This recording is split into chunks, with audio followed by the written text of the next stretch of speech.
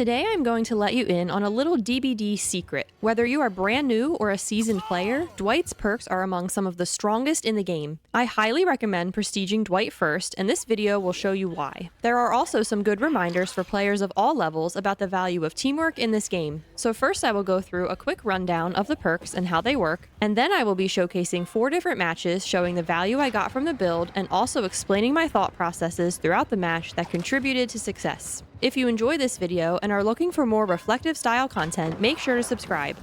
Dwight's 3 teachable perks include Bond, Leader, and Prove Thyself. Bond allows you to see the auras of your teammates within 36 meters. I think this is one of the most underrated and, dare I say, the best perk in the game. The information you can gain from this one perk is invaluable and can make a huge difference in the outcome of the match. It allows you to see where your teammates are on gens, where they are in chase, finding people for heals, coordinating endgame plays, among so many other uses. Leader is another pretty underrated perk. It gives a 30% speed boost to teammates nearby for a variety of actions. I find the most helpful uses are for healing, unhooking, and opening gates, but there could be certain scenarios where the others could come in handy too. And lastly, Prove Thyself gives nearby survivors a 10% bonus speed to repairing generators. This extra boost can be really useful for completing gens or applying pressure in tricky situations. For the purposes of this video, I will be filling the 4th perk slot with the general perk Deja Vu. With this perk, you see the auras of the 3 generators closest to each other and get a 6% repair speed bonus. This perk is great for being able to quickly identify where gens are and immensely useful in avoiding creating a 3-gen. A 3-gen is when the last 3 generators remaining are very close together and therefore easy for the killer to protect. Alright, so first match we join up and see that this is our solo queue squad. No questions asked, I already know we are about to dominate, but let's see what happens. Immediately when loading in, I check out the highlighted gens from Deja Vu and want to start making my way over there. Somehow Michael Myers is already here. So I make my way across the map, out of the way of danger, and start progressing a Deja gen. So I finish my gen, and I'm the only one healthy, so I need to go for the save here. I heal him up, and we have one Dwight using plot twist over there, and another down over there. I saw with Bond earlier that Dwight was working on the boat gen, so I want to get back on that.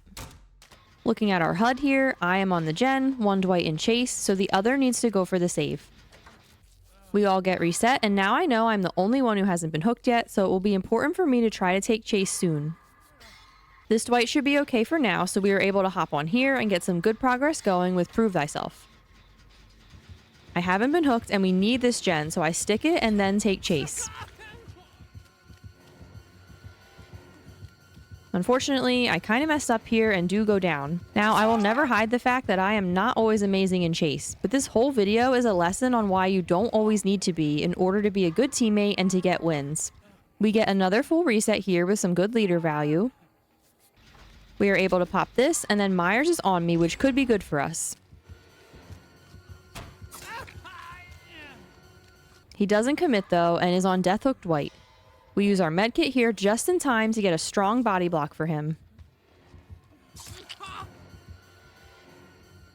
I linger here watching with Bond because I can take it down for him in this situation if it keeps him from dying. But he ends up on the other Dwight, which is perfect, and we are able to reset just as the last gen pops. We got one Dwight on gate, and the other goes down for the save. I messed up a bit here thinking Myers might follow me, but I was able to make it back in time for another body block, which gives great distance to my team. I proceed to run right into a log. I mean, that's super hard to see, right? And then my grand finale, running into a tree. But it at least bought enough time for all 3 of my teammates to escape. I wasn't quite able to pull my weight in this match in chases, but it ultimately didn't matter. I was always right where I needed to be and took every other action to help get my team the win. As Dwight number 3 said, absolutely goated teammates, and he was not wrong. Next up, we are on Leary's against Oni. I want to create a distraction for as long as I can. I can see where my teammates are on the gen, so I head a different direction. I get the stun, and so he leaves. We work on getting some gen pressure going with Prove Thyself. I'm able to finish this, and I can see which gen Felix had almost finished before he got kicked off. I help out with the save and heal, and then I'm able to get back on that gen. We pop that, and I head right to the next Deja gen. I get the save and a quick heal on Sable since she has Resurgence. Now she's on Death Hook, so I know I need to do whatever I can to protect her. I get a crazy body block here. I continue staying behind her, and then he commits to me here.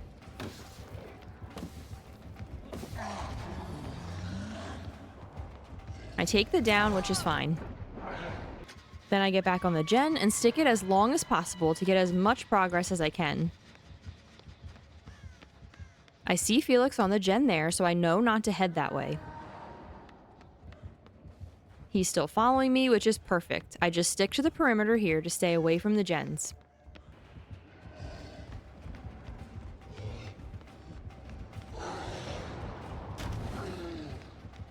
We get that gen done, he leaves me, and I get right back on this. I finish it, and I can see right where Felix was on that last gen and where my other teammates are heading. Try to get some prove value here, but we get kicked off. Teammates start pressuring this gen, which is good, but unfortunately I can't help them. I try to bait him away, but that's not going to work. So then I just head back with Felix. We get it done and then head to the gate. I tell someone else to get on it so we can get leader value, and look at that gate speed.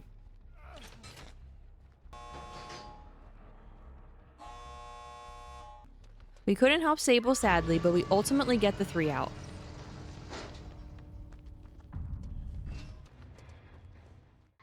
Next up, we have a Skull Merchant match. I took an early hit but didn't go down. She comes back to me, and I see we have good progress on 2 different gens, so I need to buy as much time as possible.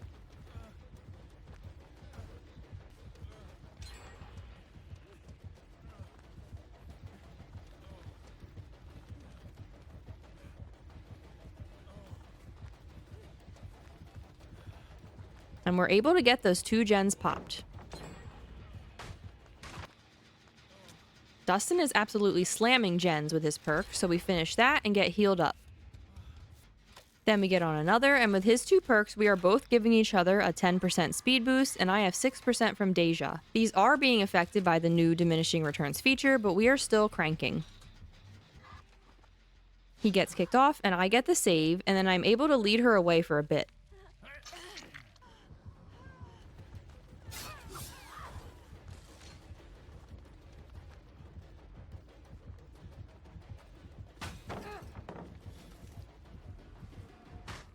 I hop back on with Zarina, and we finish it. Get leader value on the gate, and we are out of here just barely with the heal tech.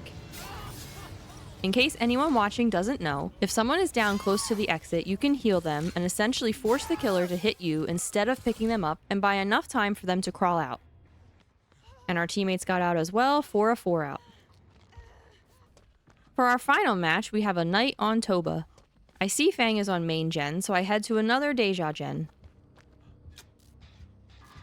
I can watch Fang looping nearby. Even though he's close, there's no reason to get off here at all unless I actually see him coming.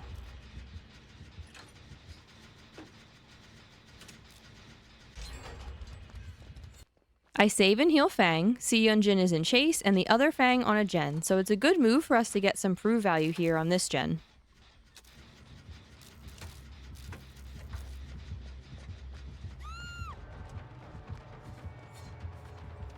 I can see her in chase again, so I get back on, and again, there's no reason to stay off of this unless he's actually coming. Which he actually doesn't, which is a mistake this killer made. Most killers will try to kick you off, but at least wait until they do so you can get as much pressure as possible. My teammates are on the last gen here. I try to see if I can bait him to follow me instead, which he does. I can see which gen they are on, so I try to stay away from that area.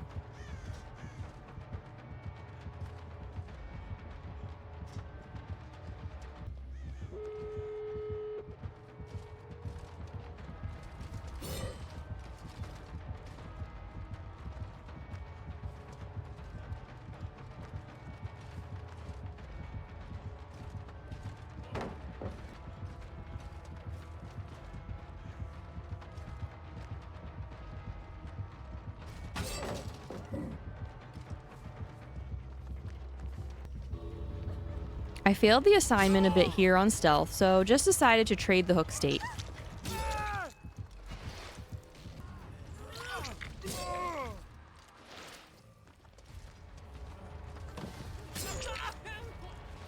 He doesn't follow me after the unhook, and Fang makes it out on that side, and then we all get out the other side for another 4 out.